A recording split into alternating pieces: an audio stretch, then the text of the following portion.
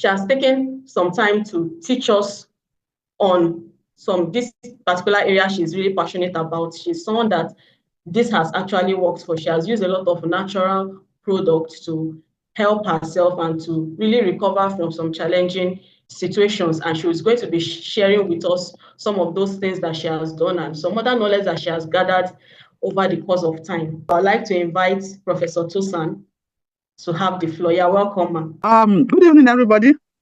Thank you very much for inviting me. You are called Heritage. Peculiar Heritage for Youth Foundation. Peculiar Heritage for Youth Foundation. Thank you very much for inviting me to share with you this weekend. I consider it a great privilege. Good evening, everybody. I've thanked the hostess for giving me the privilege to share. The title of my presentation is Healing and Health Challenges with Natural Remedies. I am Benedict Fregene. I am the founder and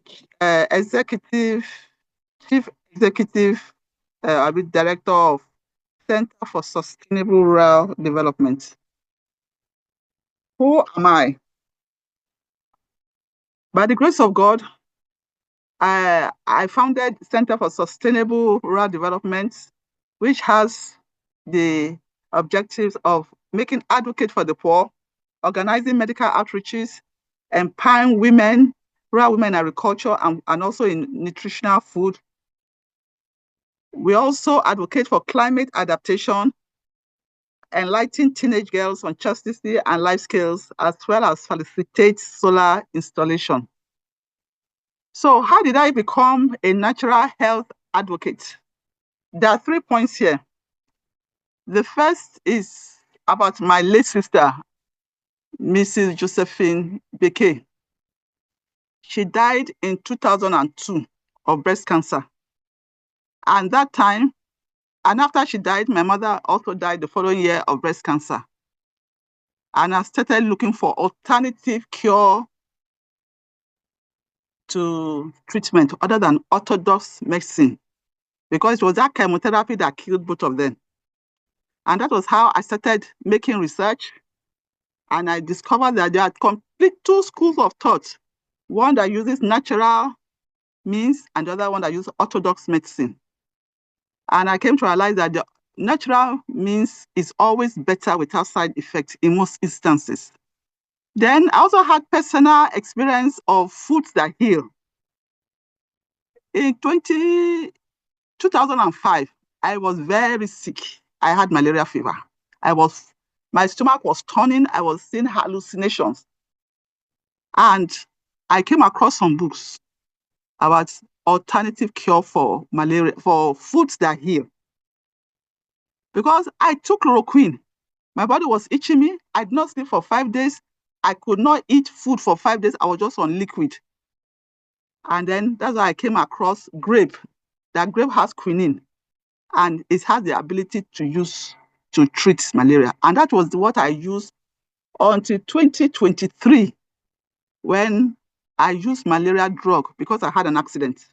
So I was not coordinated. So I had to go back to the malaria drug during that in 2023. Well, for more than 18 years, I was not using malaria drug. Even on 3 occasions, I went for lab tests, and it was plus. They will say, go and buy artesunate. I'll go to Bodija market. I'll buy 6 grape. 1 in the morning, 1 in the evening, 1 in the morning, 1 in the evening. And then I'll buy ugu, and that's how the malaria will go. Then I also discovered there's a relationship between food and diseases. That when you want to get well, just stop eating the wrong food and you will get well. I have proved over and over again. And I think that thing is true. I'll try to be faster now. I was just trying to lay the foundation for this thing, for this, my presentation. Oh.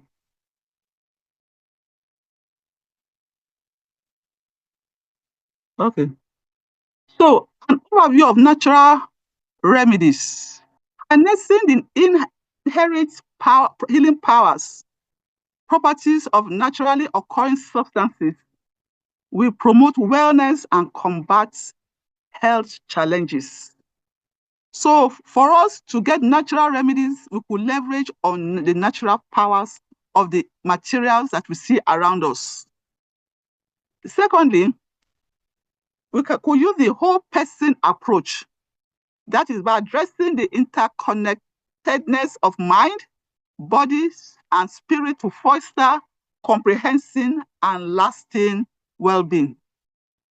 Natural remedy will always provide complete healing, not only for the body, but also for the mind too, and for the spirit.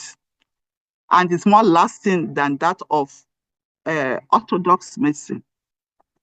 Thirdly, it uses evidence-based practices by employing treatments and methodologies that are grounded in scientific research, ensuring safety, efficacy, and reliability. Even though we say it's natural medicine, but we also use some form of scientific research to be able to administer it for the healing of our body. Then the last point, for the natural remedies, it is gentle on the body. Natural remedies often offer a gentler approach, a more gentle approach with fewer adverse side effects compared to conventional pharmaceutical intervention. Like I was telling you, I went to use grape to treat malaria. When I'm treating malaria, you won't believe that I was sick. You know, at times when you treat malaria, you even get more sick than before. I'll be going to the office, I'll be doing my work, I will tell you I'm treating malaria. You won't believe it.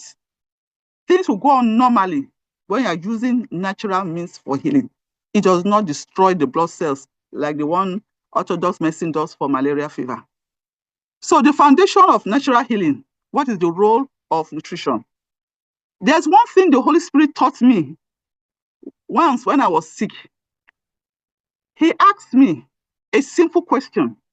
Do you want to live or do you want to die? I said, yes, I want to live. Then he told me that there's some food you must not eat if you want to live. But if you want to die, continue eating those food. This is because you are what you eat. Anything that will make you sick, stay away from it. We'll come across it as we continue in our study, in my presentation. The other thing is that it's important that we should eat meals at the right time if we want to enjoy good health. You will see this table by the right, the best time to eat. Talks about for breakfast, for lunch, and for dinner. Well, it is good for us. If you are fasting, then you know you are fasting. But if you are not fasting, it is good to eat promptly so that the body will benefit maximally on it. You should focus on consuming whole and unprocessed food that nourish your body at a cellular level. Eat more natural things. Then you should also prioritize fresh, seasonal fruits and vegetables, lean meat, and healthy fat. It's important we should avoid processed foods, sugary drinks, excessive amount of unhealthy fats, as this can contribute to inflammation and disease. It is also important we include nutrient-based superfoods like leafy green, berries, nuts into our daily diet to boost our overall health and well-being. Remember, your food is your medicine. Therefore, it's important you choose the right food, which can be a powerful tool for healing and for preventing sickness. The last time I stopped buying sugar in my house was more than 25 years ago. I stopped buying sugar. I don't drink processed drinks and I don't eat fried food. And it's because I'm trying to ensure that some diseases don't catch up with me as I age. You discover here in this picture below, you have a green amaranthus, F4. It's very rich in calcium. And also you have ugu, very rich in minerals, especially magnesium. If you have any challenge with your bones, eat dark green leafy plants. They are more medicinal than magnesium tablets. Time will fail me to tell you several stories that have come to prove that this thing is true. Eat leafy plants and you'll be better off for it.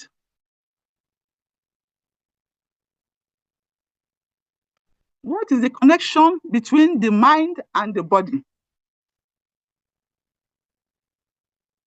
The first thing is stress. Chronic stress can significantly impact health, leading to issues like hypertension, weakened immunity, and increased susceptibility to infection. It's important we manage stress through relaxation techniques, exercise, and mindfulness practice is crucial for maintaining overall well-being. We should learn to rest when it is time to rest. We should learn to go for a walk now to relax our mind. Then another aspect of the relation between the mind and the body is the immune system. Positive mental states such as happiness, optimism, and gratitude are linked to stronger immune responses and improved health outcomes. It's important we cultivate these states through positive affirmation, social connection, and engaging in enjoyable activities that can enhance our body's natural defense. There's a Bible verse that says that a broken spirit who can bear, but it talks something about a happy spirit is medicine to the body. So it's important we should guide against stress and stay in the midst of the right people that where our minds and our body can be well connected. And natural remedies, first of all, is the issue of digestive issues. A common remedy is to use ginger, which is known to stimulate digestion. Managing high blood pressure, garlic, ginger, and turmeric have been found to be very effective. This is my NGO, Cess Roots in Idere, when we went for a meeting. So I highlighted what we do in Cess Root and why I'm a natural health advocate. I told them about my sister and my mother that died of breast cancer. And that was when I started looking for alternative means to healing. We have orthodox medicine and natural. And then I had a personal experience in 2005 when I took chloroquine. I didn't sleep for 5 days, 5 nights. I couldn't eat solid food for 5 days. I was only on liquid and my body was itching me. So I had to look for alternative cure. So I have some books on foods that heal, fruits that heal, seeds that heal. And that was how I came across chloroquine. I came across grapefruit and that it has quinine. And that's what I used from 2005 to 2023, more than 18 years. 3 times I've gone for tests. They say I have malaria.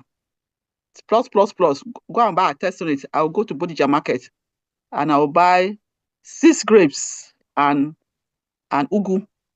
I'll take one in the morning, one in the evening, one in the morning, one in the evening. And that is how I ended up being healed. People don't understand. But when I'm treating myself for malaria, I go to work, I'm not sick. And then I also observe there's a relationship between the food you eat and the disease you have. So an overview of natural remedies shows that we need to leverage on nature's power. That is by harnessing the healing properties of the ingredients of these natural occurring substances for our well-being. Then these natural remedies, they address the interconnectedness of our mind, body, and spirit for comprehensive and lasting well-being. The cure from natural remedies are more lasting, they are better, and more natural to the body system. Then we should employ treatments and methodologies that are grounded in scientific research, ensuring safety, efficacy, and reliability. There are a lot of information on the internet that shows that we have a lot of food, especially in Nigeria, things that have curative properties that we can use easily, which our grandparents use and did not disappoint them without any side effect. And these natural remedies, they are very gentle on the body and there are no side effects compared to the orthodox medicine. Next slide. Then the foundation of natural healing is that you must first ask yourself, when God asked me some years ago, that do I want to live or I want to die? I was sick in 2023. Very sick. And God had to ask me, the Holy Spirit asked me, do you want to live or do you want to die? I said, I want to live. Then stop eating those things. You know what was the cause of that in that time? I love eating almond chocolates. I'm sure some of you know about almond chocolates. Oh, I loved it. I would tell myself it's almond I'm eating, but it was chocolate. So I had to give up all those things up. Then secondly, you're a product of what you eat. And you must learn to eat meals at the right time. And it is important for us for our optimal health. And it's also good to eat unprocessed food. If you want to live healthy, eat as much as possible foods that are not processed. That is natural things like vegetable that you just wash, put it in the pot. Within 1 minute or 2 maximum, your food is cooked and it's crunchy. Okra is crunchy when you're eating it. All types of vegetable, eat more than one type of vegetable at a time. Every day, like I eat bitter leaf in all my food, every day. Then prioritize fresh seasonal fruits and vegetables. Actually, you should eat more of vegetables than fruits because fruits has some fructose or what they call that thing. At least it has some sugar in it. When you eat too much sweet fruits, it's possible to have diabetes from eating too much of fruits. So you should eat more of vegetables than fruits so that you will not have too much of the fructose or what do they call it that's inside it. I'm not a medical doctor. Too much of sugar. Then you should eat lean meats and healthy fats and stop eating fried food. You will not die if you stop eating fried food. Too much of oil causes pancreatic cancer. The pancreas. There's a cancer of the pancreas and it's caused by too much of fatty food. It's a dangerous cancer and you don't want to be playing along with that. So stop eating fatty food, especially fried food. Some people eat chicken and chips. Stay away from those things. Then avoid processed foods, sugary drinks. I hope we have all stopped eating all those carbonated drinks. And so you have days of when you eat your food. The time, eat at the right time. Eat ugu. Ugu and efo is very rich in magnesium. Let me tell you a story. There's this, some people's middle index finger is bent perpetually. I know, some people like that. I just discovered my index finger was going bent. It was bending. I tried to straighten it, not go. Oh, they say it's caused by arthritis.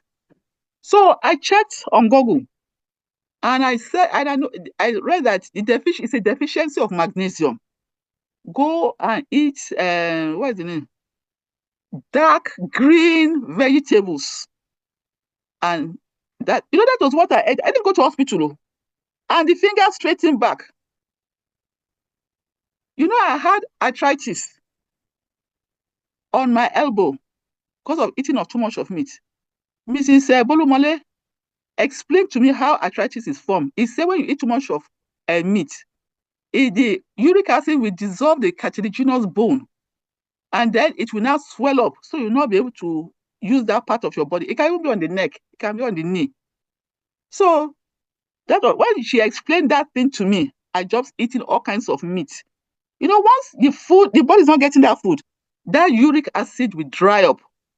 And that's what it did. And then they said I should eat pineapple, I should eat leaves, and I think ginger and turmeric because it causes to prevent inflammation. That's what I did. I didn't go to hospital for arthritis. And I took a lot of my grounded fish head bones as powder.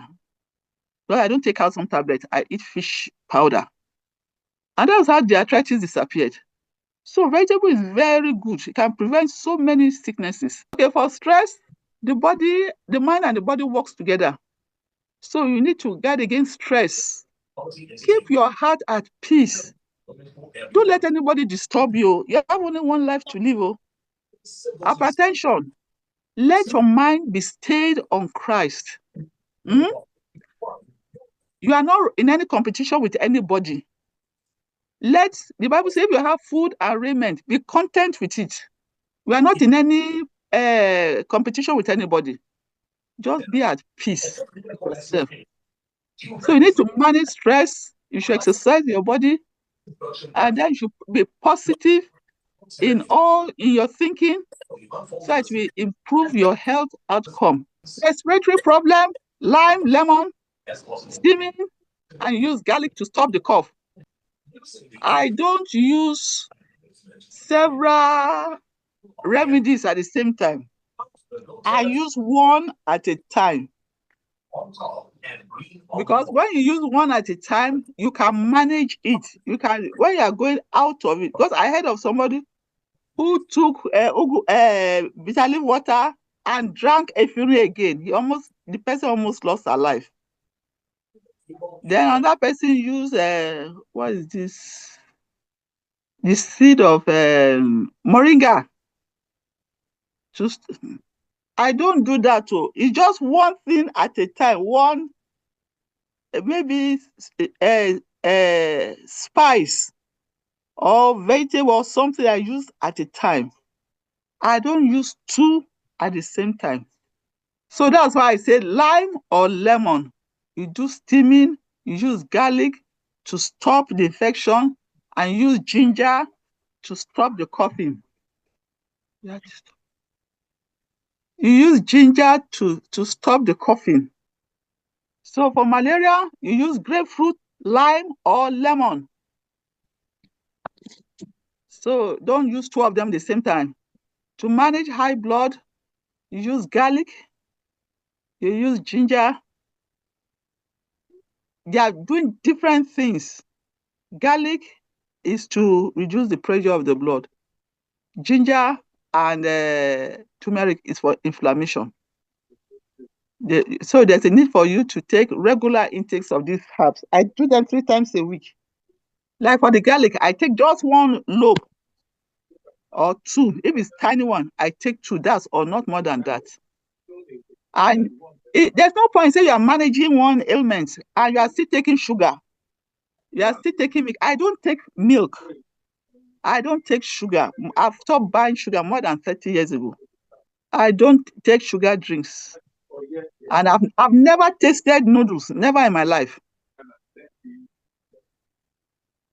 And if you give noodles to your fish that you are culturing, it will just come out as fatty. You can't smoke it. It will be useless to you. So if fish, you can't use noodles to culture fish, how much more human beings? So for diabetes, cucumber is good. Bitter leaf, I don't drink bitter leaf water because there's no measurement for it.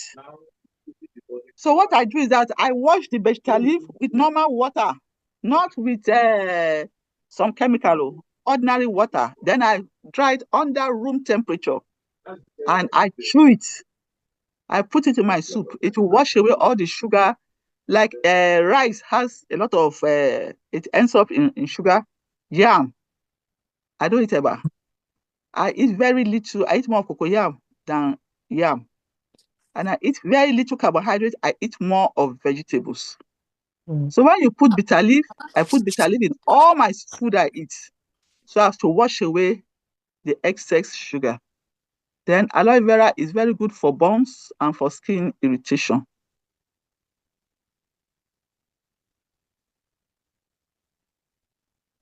The support will go to who taking care of it. For me. So these are the things you should have at home. Your turmeric, your ginger, and garlic. Especially if you are a woman who has passed 50 years, you should learn to chew ginger and turmeric because they are anti-inflammatory. So you will not suffer the problem of osteoporosis. And you should also note something which I should, like from experience, because when I see my sisters, I tell them to do this. They say they can't eat the food together with that fish powder. I tell them to eat the fish powder. They say they can't eat it. Their husband doesn't like it. So I say, separate your food from his own. They will argue with me. But after they have suffered the pains in their legs, their knees, and they cannot walk, then they will come back to my house and they will take it. They will separate their husband's food. Because a woman's body is different from a man's body. A woman does menstruation. And because of it, those doctors will explain to you better. They have tendency to lose calcium more than the men, faster at a faster rate than the men. That is why you must look for other sources of calcium. Because I don't take calcium tablet, I take fish powder. So they put inside their food and those pains stop immediately. The pains stop on the bones because the fish powder, it has calcium, it has niacin, and will help to rebuild the bones. This is just by the way. As you age, there are some things you must just drop. It must just drop off. If not, the old age will not be easy time for somebody. Thank you for listening. Thank you so much, Ma, for your wisdom, for your knowledge you just shared with us. And thank you for painstakingly coming back each time the network went bad. And I also want to appreciate everyone that has talked to us through thick and thin today. We are so grateful for your patience and for your support. I hope we've all learned one or two things from today's meeting, and we are planning to actually put to practice all that we've learned, or at least some of them. We could take one or two questions. If we have any question, we could raise our hands to ask or type in the chat section and then we'll read it out briefly. Okay, someone is asking, how can we get fish powder? Fish powder. The fish powder, you just get the head of fish, catfish head. You grind it and the bones, and it comes out. That's what you use. But you can't get that. You can, oporoko. Okay. With the crayfish, the big crayfish, that big one, the brown one. Okay. Then plus those small ones. Make sure it doesn't have sand though. Maybe you wash it, then dry it. Then you now take it to the mill. They will grind it for you to become powder.